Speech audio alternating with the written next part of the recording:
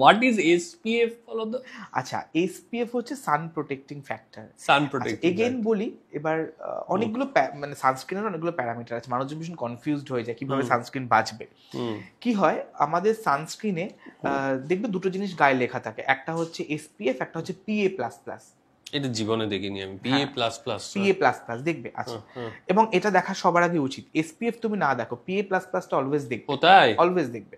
আমাদের সানস্ক্রিনে আমাদের মানে ইউভি রেজের যে দুটো রে আমাদের এখানে এসে পৌঁছায়, one is alpha, second is beta.